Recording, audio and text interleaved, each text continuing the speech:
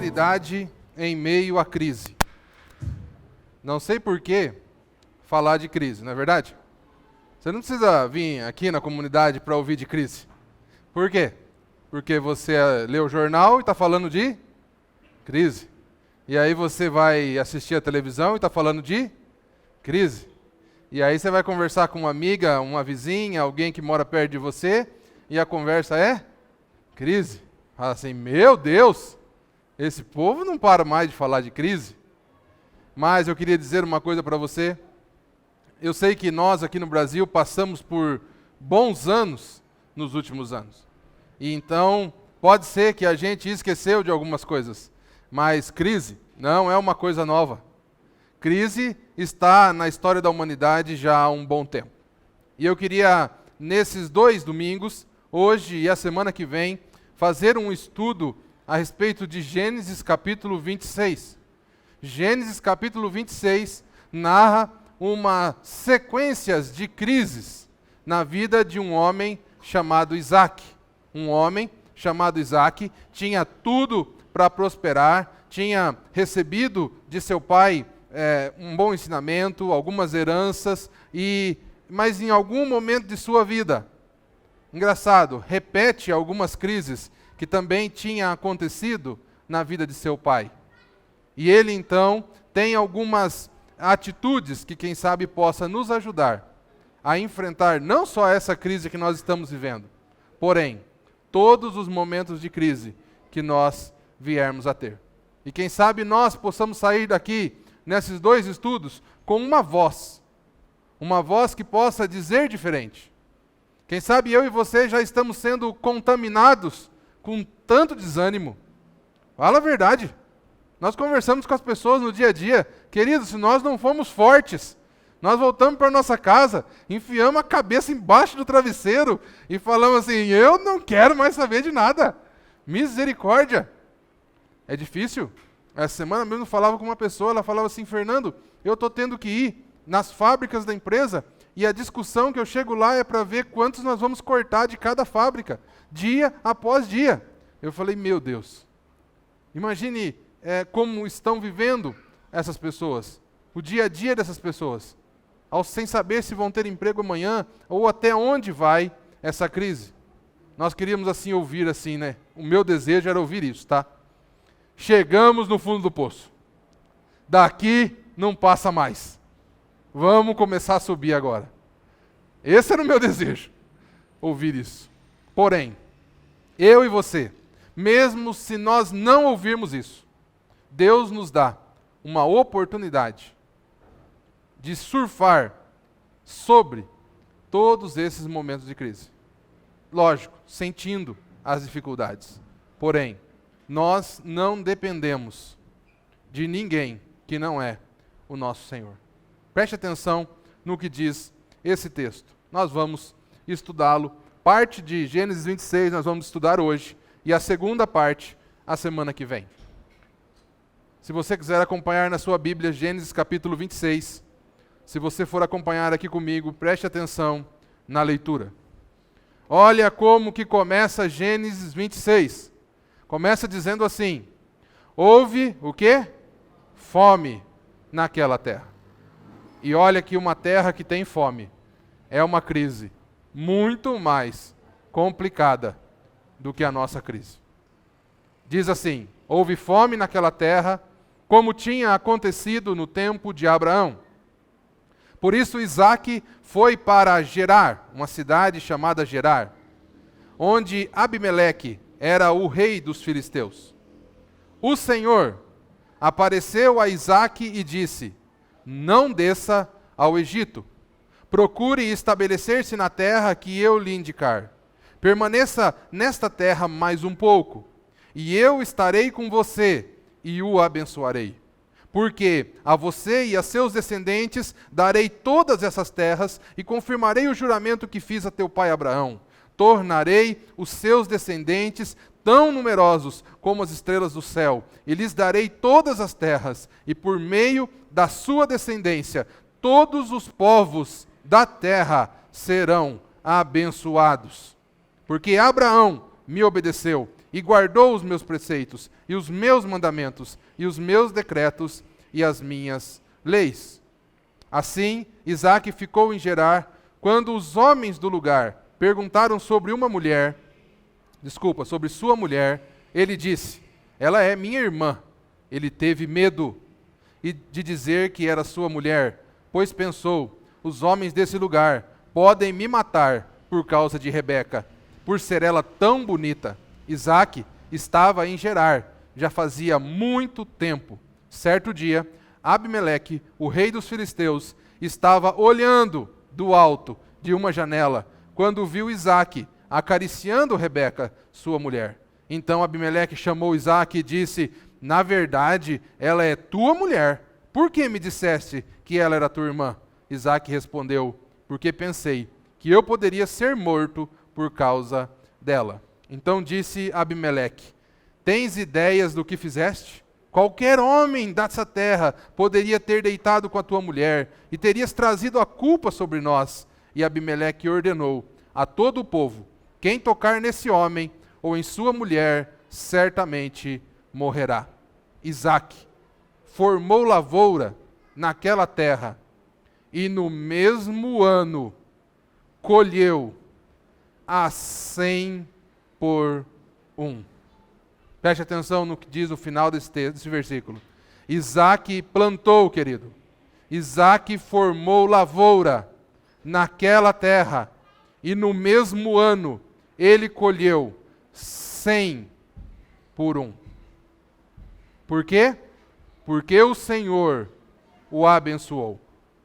O homem enriqueceu, e a sua riqueza continuou a aumentar, até que ficou riquíssimo. Vamos orar mais uma vez? Pai, esta é a tua palavra. Que o Senhor nos ajude ao entendimento e principalmente a perceber as mudanças que o Senhor quer fazer nas nossas vidas. Nós oramos e agradecemos pela tua presença, em nome do Senhor Jesus. Amém e amém. Eu sei que a história é grande, são 13 versículos. Eu não sei o quanto que você conseguiu pegar da história enquanto nós a líamos. Mas eu escolhi esse texto basicamente por quê? Por esse final.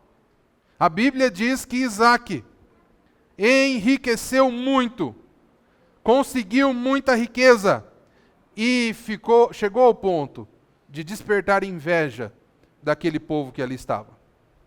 E eu fico me perguntando, o que fez esse homem enriquecer tanto assim?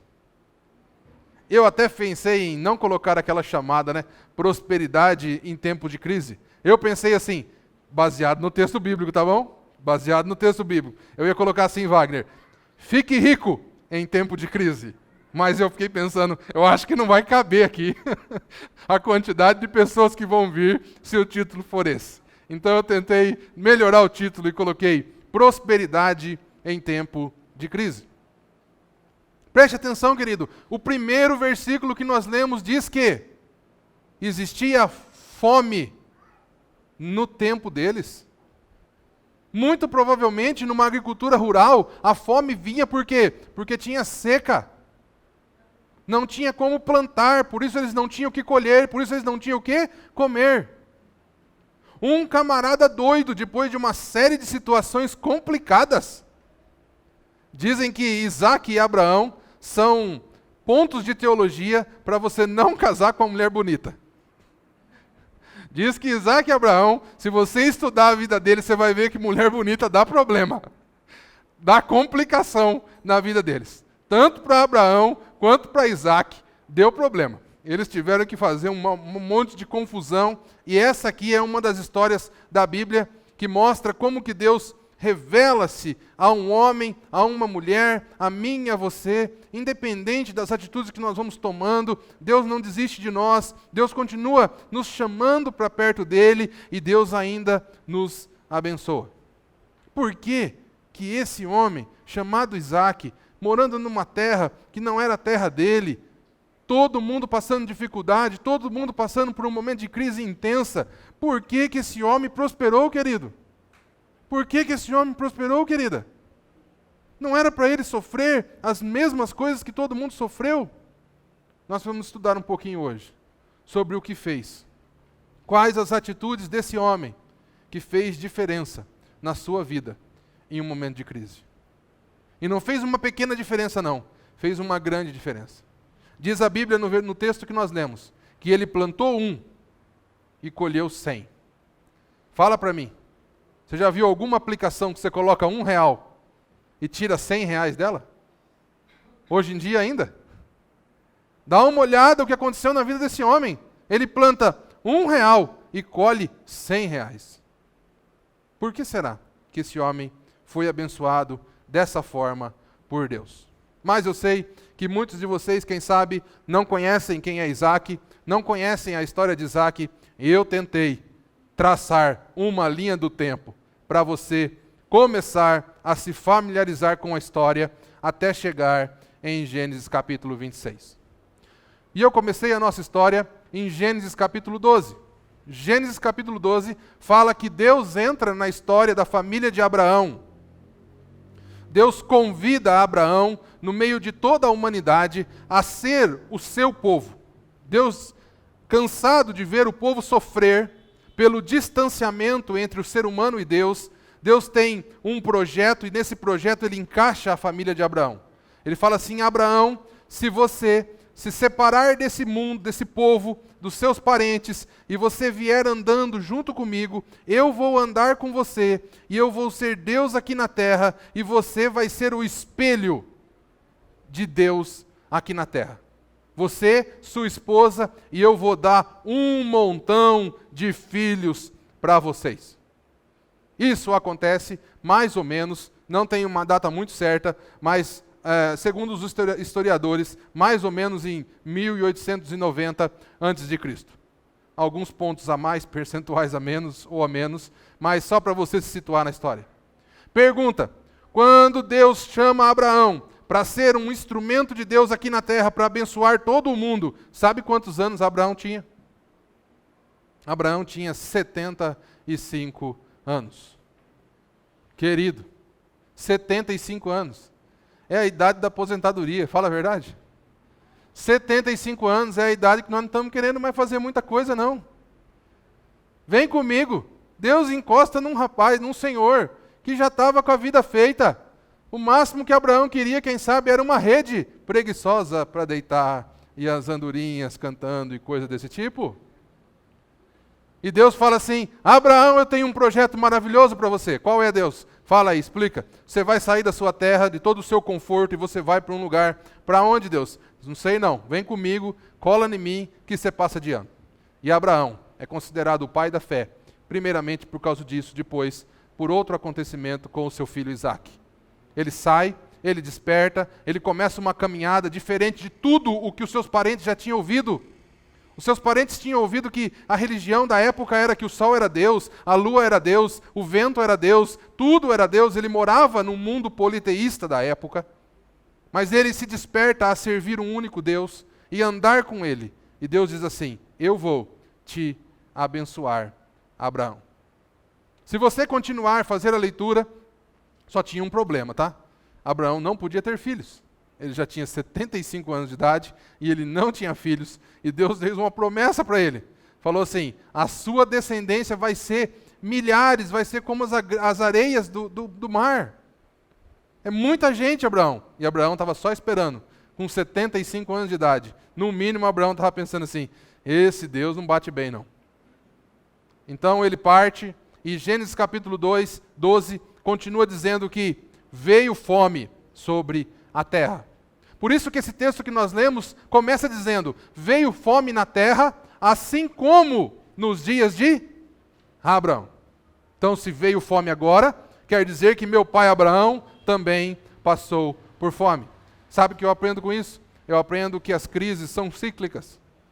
Nós passamos por crise hoje, passamos por crise daqui a alguns anos, nossos filhos passarão por crises, nossos pais passaram por crises e nossos avós passaram por crises. Querido, o problema não é a crise, o problema é como eu e você passamos, enfrentamos e nos preparamos para passar pela crise. e principalmente, olhando para o exemplo de Isaac, olhando para o exemplo de Abraão, quem é o Deus que passa conosco na crise. Gênesis 12, então, diz que Abraão foi para o Egito, só que a mulher de Abraão era bonitona, era top de linha, e ele chega no Egito, e a mulher de Abraão era meio irmã dele, porque era filho só de um lado, e não era irmã de sangue totalmente, e ele então tem uma grande ideia. Ele diz assim, não, Deus me protege, Deus me guarda, mas eu também tenho umas ideias boas, né? Então sabe o que eu vou fazer? Eu vou falar que ela é minha irmã, porque se eu falar que ela é minha mulher, vão me matar e vão ficar com ela para eles, e aí eu perco tudo. E aí começa um grande problema lá no Egito com o faraó. Deus começa a pesar a mão, porque a mulher de Abraão começou a viver na casa de faraó, e tinha uns homens lá de olho nela, e então faraó é despertado e diz, Abraão, você está mentindo para nós, dá um jeito nessa vida, rapaz, toma jeito, você está querendo trazer confusão para a nossa vida aqui, esse seu Deus é poderoso demais, ele está descendo a mão aqui em nós, porque nós estamos fazendo coisa errada, e nós nem sabíamos que nós estamos fazendo coisa errada. Em Gênesis capítulo 20, diz que Abraão vai para uma cidade chamada Gerar. Aonde foi a cidade que Isaac foi? Gerar. Abraão já tinha passado lá. Isaac foi próspero em Gerar. Semana que vem você vai ver a respeito dos poços que ele encontra ali, que o seu pai tinha cavado. O pai dele tinha deixado herança para ele em Gerar. Abraão vai para Gerar. Quando Abraão vai para Gerar, não estava em fome, mas Abimeleque estava lá, o rei dos filisteus, e Abraão tinha uma mulher bonita. E Abraão já tinha um pecado de estimação, um defeito de caráter, uma deformação de caráter. O que Abraão faz? De novo, se eu falar aqui que ela é minha mulher, não vai dar certo. Vou falar que ela é minha irmã. De novo, a mão do Senhor pesou sobre Abimeleque, sobre a sua casa. Maior confusão no país por causa da mentira de Abraão. Tem coisas que eu e você fazemos que nós não estamos em crise, mas a crise começa, querido.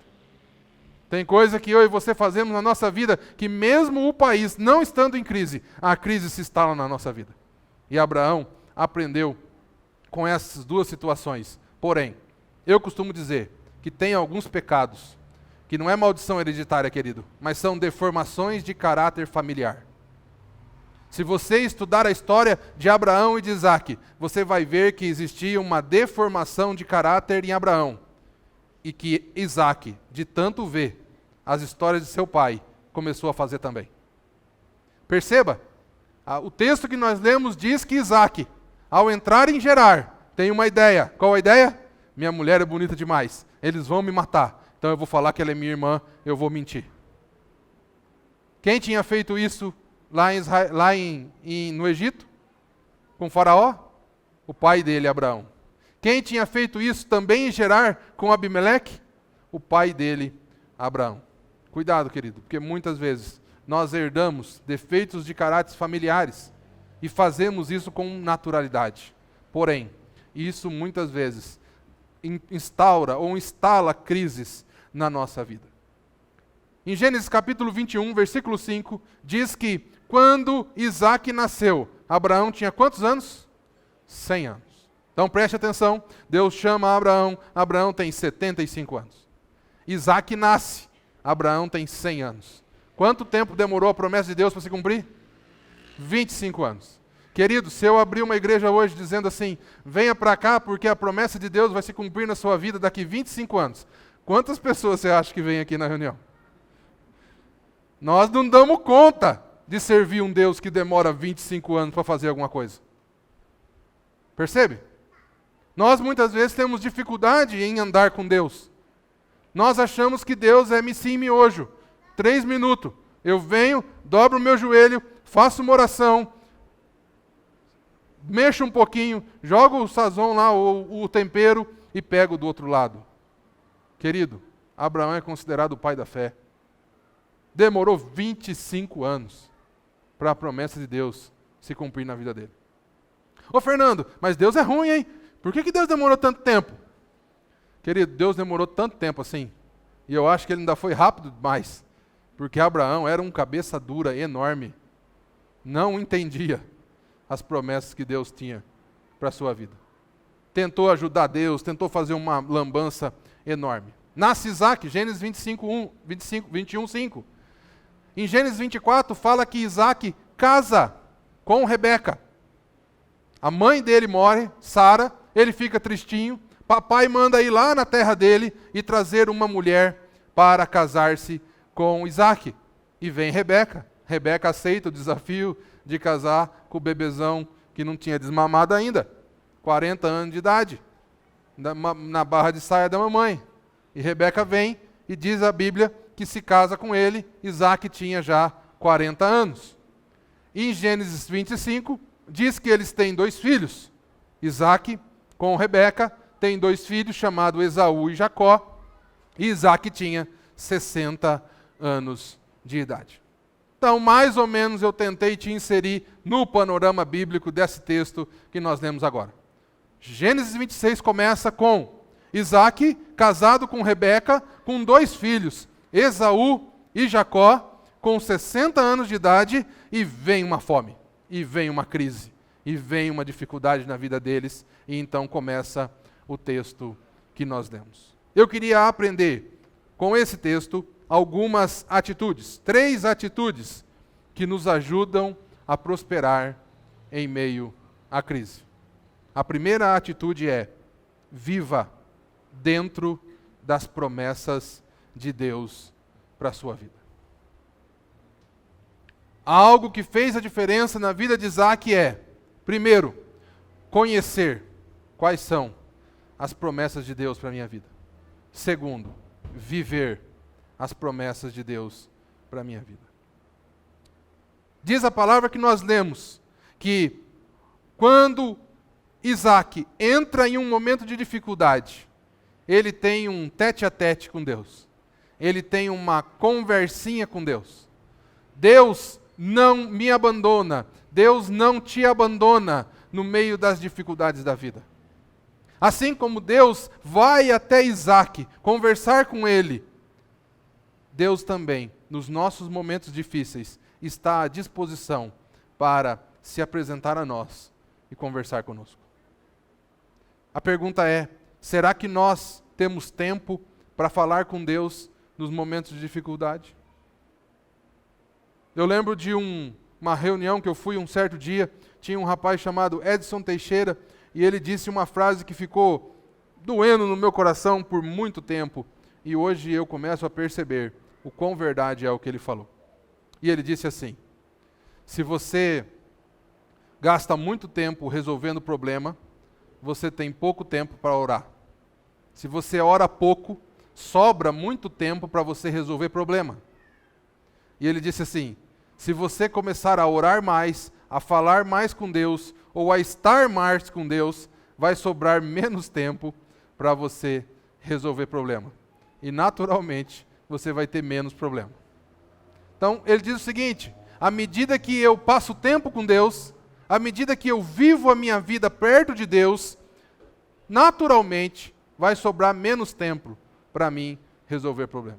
E eu ouvi uma outra frase que eu também queria deixar para você pensar, é o seguinte: não fique falando para Deus a quantidade e o tamanho dos problemas que você tem, mas comece a falar para os seus problemas o tamanho do Deus que você tem. Entendeu ou não? Entendeu a trocadilho? Não fique falando só para Deus o tamanho dos problemas que você tem. Comece também a declarar para os seus problemas o tamanho do Deus que você tem. Algo que fez a diferença na vida de Isaac, querido, foi esse momento, foi essa conversinha com Deus. Porque nessa conversinha com Deus, Deus diz assim: eu sou com você, Isaac. Pode ser que você ache que eu sou só o Deus de seus pais. Pode ser que você ache que eu sou só uma historinha que os seus pais contaram para você. Mas eu quero deixar bem claro para você, Isaac, eu não sou só o Deus de seu pai, eu sou o seu Deus também. Eu tenho uma promessa para os seus pais, é verdade, mas eu também tenho uma promessa para a sua vida. Os seus pais me obedeceram, Isaac, mas se você me obedecer também, eu vou cumprir na sua vida tudo aquilo que eu fiz na vida de seus pais. Agora, se eu não conheço as promessas de Deus para a minha vida, querido, fica difícil viver nelas. se eu não sei o melhor caminho para mim ir para São Paulo, fica difícil eu chegar lá. Por que eu e você estudamos a bendita da Bíblia? Por que eu e você gastamos tempos na nossa casa lendo a Bíblia? Aí você fala assim, mas eu não leio a Bíblia em casa, eu só venho aqui, e você que leia, Fernando, e você que explique para mim. Querido, não tem problema nenhum, mas você vai conhecer poucas promessas do Senhor. Nós só nos vemos aqui uma vez por semana durante 1 hora, essa conversa nossa aqui. Se você vem na sexta-feira, é mais 1 hora. Então, em todas as horas da sua semana, você aprendeu as promessas de Deus para a sua vida durante 2 horas. Não seria mais interessante se você também lesse a Bíblia na sua casa? Nem que seja um tiquinho assim, alguns versículos por dia, tivesse o seu tempo de comunhão com Deus. À medida que você começa a conhecer as promessas de Deus para a sua vida, fica mais fácil de você viver nelas. E a primeira atitude que nós vemos em Isaac, e que nós aprendemos com Isaac, para prosperar no meio da crise, é entender as promessas que Deus tem para a sua vida. Por que Deus vai me abençoar? Por que Deus vai me abençoar? Isaac nos ensina, porque Ele tem promessas na nossa vida. Depois que você tiver esses momentos com Deus, você vai ser desafiado a obedecer a Deus. O problema é que eu e você, nós não queremos ter muitos encontros com Deus. Por quê? Por causa disso. Nós começamos a ficar perto de Deus. Diz que tinha um amigo meu me contou isso. Diz que tinha um pastor fazendo uma conferência e ele tinha o dom de orar e cresceu o cabelo. E eu até pensei e perguntei para ele onde é que era isso, porque está acabando uns cabelos aqui em cima, entendeu? E já, em 1980, há muito tempo atrás, um pastor que vinha e fazia conferências, e no final da conferência ele fazia uma oração para aquecer o cabelo. E eu falo para ele assim, e você foi? Ele, desde aquela época eu já estava meio calvo, cara, eu fui. E aí ele falou lá na hora assim, vem aqui na frente no altar agora, quem quer uma oração para crescer o cabelo. E você foi? Eu fui, rapaz. E cheguei lá na frente, e ele falou assim, agora põe a mão na cabeça, vai começar a esquentar a sua cabeça e vai nascer cabelo. E nós começou a oração, né? Ele falou, e você pôs a mão? Ele falou, eu pus, Fernando. E aí, e começou a esquentar, e nasceu o cabelo. Ele falou assim, não, eu fiquei com medo, tirei a mão. Falei, querido, perdeu a benção. Muitas vezes acontece isso com a gente, não com o cabelo, mas acontece no nosso relacionamento com Deus. Nós falamos assim, Senhor, o que o Senhor quer para a minha vida? Eu quero saber a sua vontade, as suas promessas, eu quero conhecer a tua vontade para a minha vida. E aí nós começamos a nos relacionar com Deus, e a Bíblia diz que o Espírito de Deus começa a ajudar a gente a se relacionar com Deus. E aí Deus começa a falar algumas coisas para nós, e Ele pede às vezes que a gente mude de vida, e que a gente pare de fazer algumas coisas que a gente faz, e a gente comece a fazer outras coisas, e a gente tira a mão e fala, fiquei com medo, não quero mais não. Eu até estava orando em casa, Fernando, não estava até ficando bom. Mas eu comecei a ler a Bíblia, começou a pedir umas coisas lá. E eu falei assim, não, para por aí. Eu e você, se nós queremos vencer a crise, Deus precisa estar no campo. Falei ontem aqui para os casais, Deus não pode estar na arquibancada assistindo eu e você jogar o jogo. Deus precisa estar no campo conosco. Deus não pode estar no banco de reserva somente.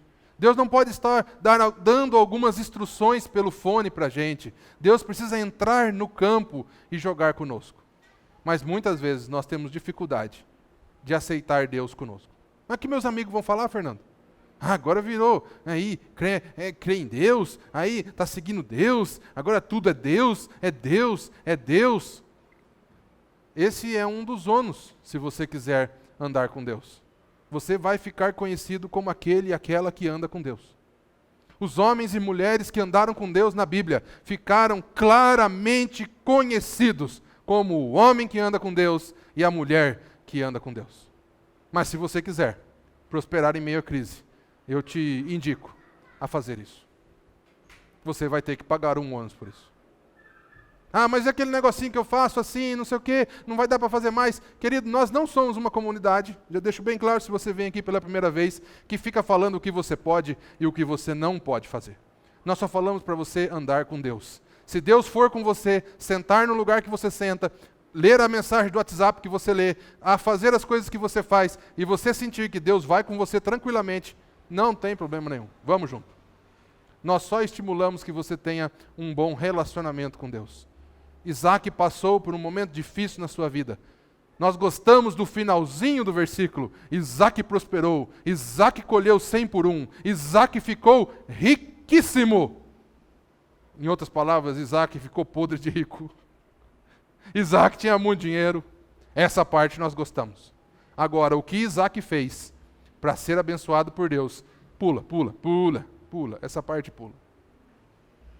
Em primeiro lugar, se você quer prosperar em meio à crise, lembre-se, viva as promessas que Deus tem para a sua vida. E lembre-se, a maioria delas são condicionadas. Por exemplo, honra teu pai e tua mãe, para que tenhas longos dias sobre a terra. Uma promessa que está na Bíblia, para mim e para você. Vida longa para mim e para você. Porém, uma promessa condicionada. Honra teu pai e tua mãe. E a Bíblia está cheia de promessas para mim e para você. Se você quer vencer as suas crises, quer prosperar em meio à crise, convide Deus para um tete-a-tete. Converse com Deus. Fernando, eu não sei fazer essas orações bonitas, querido. Para falar com Deus, não precisa saber falar oração bonita. Você fala do jeito que você é. Você fala naturalmente, você fala com o seu coração. E para ouvir a Deus, como que eu ouço a Deus hoje, Fernando? Como é que foi essa experiência com Isaac? Como é que é a voz do Senhor? Será que é uma voz grossa assim, bem entonada? Não, querido. Eu e você temos uma facilidade que Isaac não tinha. Eu e você temos a nossa Bíblia. Nós temos em muitas linguagens. Nós temos nas maneiras mais fáceis possíveis. Hoje tem MP3 que nós colocamos no nosso carro e começa a tocar a Bíblia para nós. Temos Bíblia no celular, Bíblia na internet, Bíblia no computador, tem até Bíblia escrita, tem uma aqui embaixo. Como é que Deus fala conosco hoje? Através da sua palavra. Eu não preciso ficar buscando outras coisas, Fernando, não. Aqui nós tentamos ao máximo estudar a palavra de Deus, aquilo que a Bíblia diz. O texto que nós lemos diz que Isaac se encontrou com Deus, ouviu aquilo que Deus disse. Deus pede para que ele obedeça, para que ele siga como seu pai seguiu. E Isaac começa a sua caminhada de uma maneira diferente. Isaac começa a olhar para aquele momento de vida diferente. Porém, Isaac era pecador como eu e você. Se em primeiro lugar, para vencer e para prosperar no meio à crise, eu e você precisamos viver as promessas de Deus, conhecer e viver as promessas de Deus. Em segundo lugar, eu e você precisamos controlar os nossos medos. Fala assim comigo, controlar os meus medos. Enquanto Isaac se deixou vencer pelo seu medo, a Bíblia não diz que ele prosperou. Preste atenção no texto que nós lemos. Primeiro, Isaac passa fome com 60 anos de idade e ele vai para Gerar. Quando o pai dele passou fome, para onde o pai dele foi? Para o Egito. Não foi para Gerar. Para onde ele queria ir também? Para o Egito. Resolver as coisas igual meu pai resolveu. Resolver as coisas como sempre eu resolvi. Muitas vezes andar com Deus é quebrar paradigmas, é quebrar momentos, é ter momentos criativos. Por que eu tenho que fazer sempre da mesma forma? Quem sabe dessa vez eu posso vencer a crise de maneira diferente. Sabe o que eu aprendo, querido? Não é onde você está, não é a sua estratégia de vencer a crise que vai fazer você prosperar, mas é quem está com você.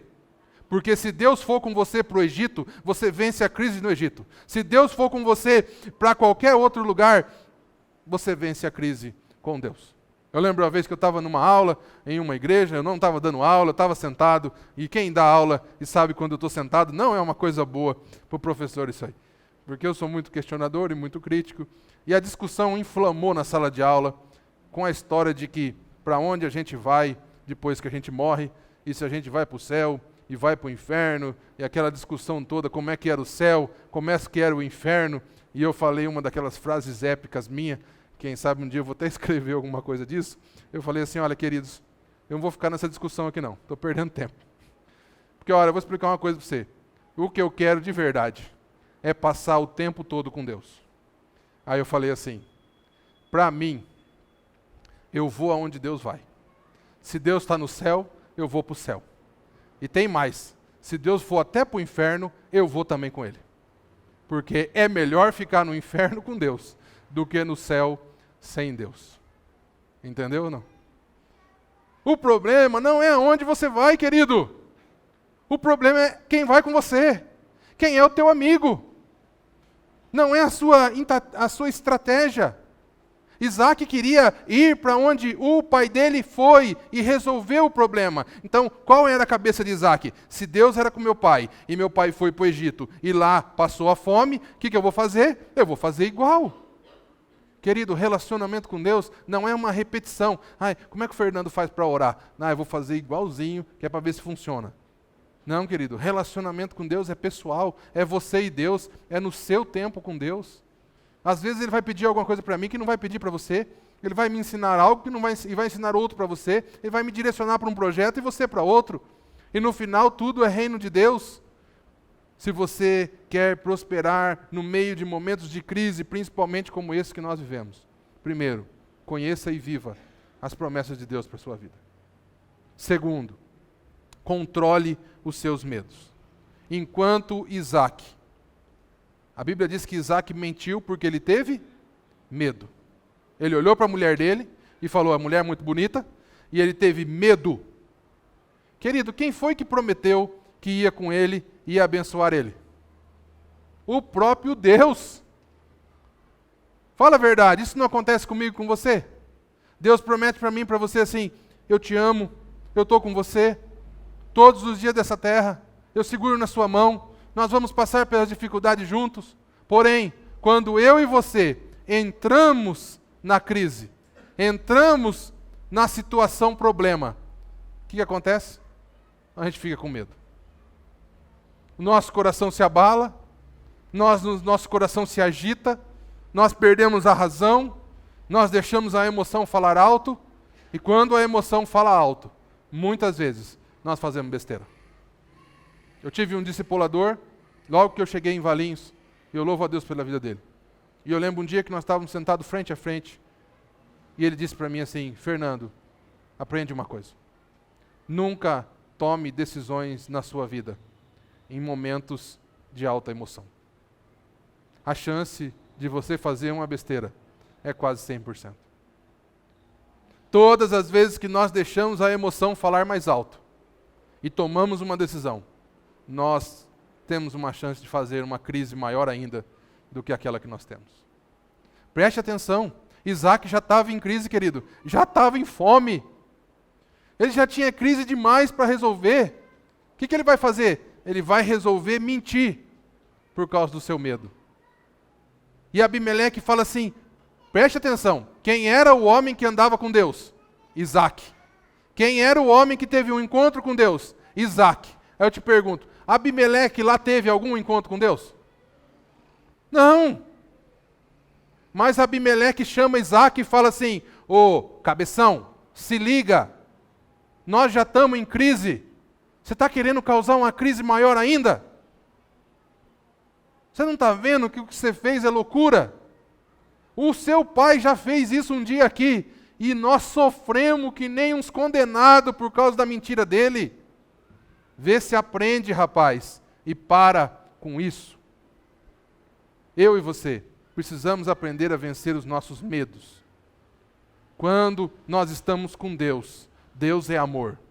E a palavra de Deus diz que o amor lança fora todo medo. Nós precisamos aprender a viver isso na prática, querido. É difícil. Mas, porém, só assim eu e você vamos prosperar. Você precisa tomar uma decisão na sua vida e você sabe disso já há um bom tempo. E você fica, mas eu estou com medo do que os outros vão falar. Eu estou com medo de como vai ser. Eu não sei, eu estou com medo da vida piorar. Querido, se você tem uma promessa de Deus, se você está alinhado a sua vida com o projeto que Deus tem para você, se você tem clareza disso, isso precisa te ajudar a lançar fora os seus medos. Porque todas as vezes que o seu medo falar mais alto do que a promessa de Deus, você vai se meter em confusão. Isaac fez isso. Termina dizendo que Abimeleque chama ele e fala, ó, tem ideia do que você fez? Qualquer homem poderia ter deitado com a sua mulher, ô maluco. Você teria trazido culpa sobre nós. Esse seu Deus que é poderoso tinha causado confusão aqui conosco. Você está doido? Nós já estamos em crise. Pensa comigo. Nós estamos num momento de crise no Brasil. Se você tomar atitudes baseadas nas suas emoções, você corre risco de aumentar a crise na sua vida. Se você começar a tomar decisões baseadas nos seus medos, você corre risco de aumentar a sua crise, aumentar as dificuldades que você passa. Creia naquilo que Deus tem preparado para você. Creia que Deus é um Deus pessoal, se relaciona com você. Comece a viver e a encarar os problemas da vida com Deus do seu lado. Pergunte para Ele o que Ele gostaria que você fizesse. Leia a palavra de Deus. Busque entender a vontade de Deus para a sua vida. E ajude nesse processo de vencer o seu medo. Peça ajuda. Fala, Senhor, eu às vezes não consigo. Eu tenho aconselhado casais, querido, é um negócio interessante. Você vê muitas vezes acontecendo a seguinte situação. O marido, a mulher chega em casa, começa a vibrar o zap dela, e o marido fica com medo. Medo do quê? De ser alguma outra pessoa que está mandando alguma gracinha para ela e aquelas coisas e tal. Mas na verdade, ele está com medo do quê? Medo de perder a mulher. Medo de outro cara dar em cima dela. Mas o medo que ele tem de perder a mulher, se esse medo falar mais alto, o que vai acontecer? Ele vai começar a brigar com a mulher. Ele vai começar a gritar com a mulher. Ele vai começar a esbravejar com a mulher. E quem sabe fazer que nem eu vi um dia desse, a história de um rapaz. Ele vai pegar o celular dela e vai tacar na parede. E aí eu te pergunto, essas atitudes deixam a mulher mais perto dele ou mais longe? Deixam a mulher mais perto ou mais longe? Mais longe. Mas querido, olha que loucura que nós fazemos. Eu sei que você não faz, só eu e meus vizinhos. Vem aqui, olha que loucura. O rapaz tem medo da mulher largar dele. Toca o zap dela, e o zap dela tem tanta senha, cara, que nem Jesus consegue abrir aquele negócio lá. É senha que não acaba mais. É uma meia dúzia de senha para poder chegar no zap, entendeu? É tudo criptografado as mensagens. E aí o cara vê aquele monte de senha, que ele fica com minhoca na cabeça, ele começa a ter atitudes que vão afastar a mulher dele cada vez mais. Pensa comigo. Quer ver outro exemplo? O camarada está trabalhando na empresa, é um dos melhores funcionários da empresa, produz muito para a empresa. Aí chega aquele chefe, sabe aquele chefe que quando chega na empresa, o pessoal fala que é o cara da foice, sabe? Toda vez que aquele cara chega na empresa, é a foice que vai passar na sexta-feira. Já ouviu essa, não? Trabalhava numa empresa que toda vez que um controller chegava lá, Deus abençoe a vida dos controllers aí. O controller chegava naquela unidade, cara, naquela semana, sexta-feira, a gente sabia que a foice ia passar, porque a reunião era para aquele negócio. Aí o funcionário é um bom funcionário, mas ele começa a pensar nessa história de possibilidade de ser mandado embora, e aí ele pensa que ele tem filho, que ele não pode ficar sem emprego, aí ele começa a entrar no site para procurar as coisas, e aí ele começa a não trabalhar mais como ele trabalhava, e aí ele começa a entrar na rodinha de falar mal da empresa e começa a falar mal também, e quando ele se vê, depois de uma semana, 10 dias, ele já não é um bom funcionário mais. Aí o chefe dele olha para ele, e olha para os outros funcionários, e diz assim, qual é que eu vou mandar embora? Eu vou mandar embora aquele que está rendendo menos para a empresa. E aí aquele cara que era um bom funcionário, que entrou na conversa, no rodeio pelo medo dele, às vezes é mandado embora. Percebe? Atitudes que nós temos por causa dos nossos medos, muitas vezes aumentam a crise na nossa vida. Vou falar mais uma atitude, que eu estou empolgado hoje. Pais de adolescente. Eu já tive filho adolescente, querido. O meu era uma benção, mas era maravilha, né, querido? Era um filho exemplar, não deu nenhum problema para mim, viu, querido? Só para Deus, só. Todos eu entregava para o Senhor. E aí, o pai tem um filho adolescente. E aí o filho adolescente faz uma coisa que o pai não queria. Sai escondido, ou conta uma mentirinha para poder sair e fazer alguma coisa. E aí, o relacionamento do pai com o filho começa a se distanciar. E o pai não quer que o relacionamento se distancie. E aí o pai, quando esse filho chega, o pai tem medo de perder o controle sobre o filho. O que o pai faz? Bota o filho e surra o menino. Espanca. Por quê? Por causa do medo. Faz coisas que nem poderia fazer. Eu nem estou falando aqui sobre bater ou não bater, tá bom? Estou falando de espancamento, tá bom? Vai lá, espanca o menino, quebra o celular dele, arranca ele da escola que ele estava, por causa do medo. Qual medo? De perder o controle sobre o filho. E aí eu te pergunto, esse pai fica mais perto ou mais longe do seu filho? Olha como nós somos. Muitas vezes a crise já está instalada no nosso país, ao nosso entorno, na nossa vida, e nós temos atitudes, como Isaac, baseada no medo, que muitas vezes aumenta a crise na nossa vida. Repete comigo, repete comigo assim, fala, se eu deixar o medo tomar conta, eu corro o risco de aumentar a crise. Eu sei que você deve estar olhando para mim e falando assim, Fernando, você contou umas histórias aí muito loucas, cara. Possível que é assim que acontece. Querido, eu sei que com você não é assim. Só comigo e com os meus vizinhos. E com o bendito do Isaac. Olha o texto, querido, olha lá. E Abimeleque acabou com a história. Abimeleque subiu no palanque e falou assim, olha, Isaac, eu vou contar tudo, a verdade. E é agora. Isaac é casado com Rebeca. E agora todos vocês sabem. E tem mais. O rei falou, hein? Não era que conhecia Deus. Quem conhecia Deus era o Isaac. Presta atenção no que o rei falou. E ai daquele que tocar um dedo neles. Ele é um mentiroso sem vergonha. Quase aumentou a crise aqui nesse país. Mas olha, ele é um homem de Deus. Não toca neles não, hein? Ai daqueles que tocar neles. Preste atenção como é coincidência as coisas, querido. Foi só a mentira parar, diz a Bíblia, que Isaac trabalhou, formou lavoura e Deus o abençoou a 100 por 1. Pergunto, por que não abençoou antes? A Bíblia diz que ele passou um tempão lá com os filisteus. Quantos anos será? Por que não abençoou antes? Porque tinha mentira. Porque tinha confusão. Porque não estava obedecendo. Porque não estava cumprindo o projeto de Deus para a vida dele. Foi só Deus levantar aquele homem que não conhecia Deus para acabar com a mentira. As coisas começaram a prosperar na vida de Isaac. Fernando, o que eu tenho que fazer para prosperar em meio à crise? Em primeiro lugar, viva as promessas de Deus. Em segundo lugar, controle os seus medos. Vê se para, Fernando, vou falar comigo, tá? Não vou falar para você. Fernando, vê se para de dar esse chilique na hora do medo. Isso está só complicando mais sua vida. É mais ou menos isso que Deus está falando para mim, tá bom? Se ele falar aí também desse lado, é mera coincidência, tá bom? Cuidado, porque muitas vezes as atitudes que você tem baseado no seu medo está aumentando a crise na sua vida, no seu casamento, no seu trabalho. Deixa Deus cuidar da sua vida de verdade. Deixa Deus cuidar do seu casamento de verdade. Tem dúvida? Vai tentar ouvir aquilo que Deus tem para ensinar para você. E por último, mas não menos importante.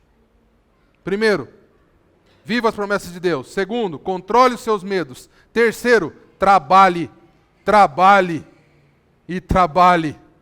E no tempo que sobrar um pouco, trabalhe de novo. A Bíblia diz que assim que parou de mentir, Isaac foi trabalhar. Assim que parou de ter medo, Isaac foi trabalhar. Enquanto Isaac tinha medo, ele não plantou na seca. Quando Isaac parou com aquela mentira, com aquele medo, ele foi lavourar, ele foi trabalhar, ele foi formar lavoura. Diz a palavra de Deus assim, um versículo fantástico. Eu não vou pedir para você olhar para a pessoa que está do lado e fazer isso, porque eu sei que tem gente que não gosta. Mas vamos falar para nós mesmos. Diz assim, vai ter com a formiga o preguiçoso, diz a Bíblia. Vai ter com a formiga o preguiçoso. Você quer prosperar no meio da crise, Fernando? Trabalhe. Levanta cedo. Trabalhe mais do que os outros. Você tem uma empresa? Preste serviço melhor do que os outros. Você vende alguma coisa? Venda com sinceridade e venda com vontade de ajudar os outros. Faça o seu melhor. Faça o seu melhor. O cristão precisa fazer o seu melhor, porque ele não trabalha para o seu patrão, ele não trabalha para o seu cliente, nós trabalhamos para o Senhor. Eu não tenho empresa para agradar cliente nenhum, eu tenho empresa para agradar o meu Deus. O maior avaliador do meu serviço é o meu Deus. Eu falo para as pessoas que vão comigo, Fernando, como que você saiu? Você era pequenininho, não fazia nada na vida, e você chegou a ser um grande empresário. Eu falei, eu fui muito ajudado por ser cristão. O fato de eu ser cristão me ensinou, porque eu era um funcionário público muito da meia boca, vou ser sincero com vocês. O quanto eu podia enrolar o prefeito, eu enrolava. Mas depois que eu me tornei um cristão, eu aprendi que o prefeito eu podia enrolar, mas o meu Deus não. O prefeito podia nunca ficar sabendo que eu enrolava e recebia o meu dinheiro sem trabalhar, mas o meu Deus não. E eu descobri que eu era um embaixador do reino de Deus aqui na terra. E as pessoas, quando olhavam para o meu serviço, e aí eu abri uma empresa, e eu descobri que quando o meu cliente ficava insatisfeito comigo, eu estava envergonhando o nome do meu Deus. E eu pedi, Deus, eu não quero mais isso para a minha vida. Eu quero sempre que eu puder fazer o meu melhor. Preste atenção, excelência não é você fazer melhor do que o outro. Excelência é você fazer o melhor de você. Você tem feito o melhor de você nessa crise? Você tem dado o melhor de você no seu trabalho, no seu emprego? Preste atenção. Para vencer a crise, eu e você precisamos trabalhar. Faça aquilo que é a sua parte. E Deus nos encoraja dizendo assim, eu faço a minha. A sua parte é plantar um e colher um. A parte de Deus é, você planta um e colhe 100. Quando você encaixa o seu projeto de vida com o projeto de Deus. Lembre do que era o projeto de Deus para Isaac? Eu vou abençoar Abraão, eu vou abençoar você, Isaac, porque em você todas as famílias da terra serão abençoadas. Por que que Isaac ficou riquíssimo? Porque Deus tinha uma promessa na vida dele. Eu vou te abençoar, mas não é para você ficar se achando, Isaac, melhor do que os outros. Eu vou te abençoar porque eu amo toda a humanidade. Eu vou te abençoar porque eu quero que toda a humanidade veja o que é ser um homem de Deus, o que é ser uma mulher de Deus, o que é ser uma família de Deus. Por que que você quer a bênção do Senhor? Por que que você dobra o seu joelho e pede a bênção de Deus sobre a sua vida? Dica, comece a entender a promessa de Deus. Deus não joga fora as suas bênçãos, querido. Deus é um Deus sábio, mordomo, sabe o que faz. Deus me abençoa e te abençoa. Quando a gente encaixa a nossa vida no projeto de abençoar outras vidas, implantar o reino de Deus nessa terra. Eu queria 5 minutos seu para você ver esse vídeo. Preste atenção, são cenas do filme O Fazendeiro e Deus. Para mim, o filme que mais me ensinou a respeito do que é fé e do que é andar com Deus. 5 minutos, nós vamos terminar na nossa hora. O nome desse filme, que narra uma história real, uma história verídica, em inglês é melhor do que em português. Em português é O Fazendeiro e Deus. Em inglês é Fé como Batatas. Eu teria inúmeras histórias para contar para você, de coisas semelhantes a essas que aconteceram na minha vida. Momento onde as pessoas disseram para mim assim, olha, não vai dar nada. Eu lembro que eu entrei na crise de 2008, eu tinha 5 clientes. Os 5 clientes eram multinacionais. E os 5 clientes receberam ordens do exterior de não comprar nada no Brasil. Quando eu achei que a minha empresa tinha 7 pessoas que eu ia começar a faturar, eu recebo a notícia no começo de 2008. Quem está aqui no mercado há um bom tempo sabe o que aconteceu em 2008. Uma das maiores crises mundiais. E a única coisa que eu ouvia falar é que a única coisa que eu sabia fazer, que era uma bendita de uma nota fiscal no papel, imprimir, o sistema imprimia aquela nota fiscal no papel e ia acabar. E todo mundo de TI estava doente, preocupado em como ia ser o mundo sem aquela nota fiscal no papel. Você lembra de uma nota fiscal no papel que tinha umas vias assim, carbonada, que não existem mais hoje? E eu lembro que eu orei a Deus. Falei, Senhor, tenho tentado ser um homem de Deus, por quê? Então nós tivemos uma visão, eu e meu sócio. Falamos assim, então nós vamos começar a construir um software de nota fiscal eletrônica, que era uma nova tecnologia. Meu sócio ficou doente, falou, meu Deus, como? Nós não sabemos nem fazer isso direito que a gente faz hoje, como que a gente vai fazer isso que a gente nunca fez? Nós passamos 7 meses, querido, plantando sem ver nenhuma batata, investindo todos os dinheiros que nós tínhamos, tudo que sobrava, vendendo carro, fazendo tudo para desenvolver esse software. Sem vender um centavo, querido. 7 meses. No final de 2008 entrou nosso primeiro cliente no ar. Nós passamos, querido, o ano de 2009 inteiro recebendo ligação de grandes companhias querendo contratar a nossa empresa. Nós terminamos 2010 com 100 funcionários, com 50 clientes, entre os maiores clientes do Brasil. Porque Deus tinha um plano, Deus tinha um projeto, e nós não fizemos nada mais do que alinhar a nossa vida com o projeto que Deus tinha para nós e para a nossa empresa. Queria convidar você a ficar de pé. Nós estamos terminando. Pergunte para Deus o que Ele quer de você no meio a essa crise. Pergunte para Deus.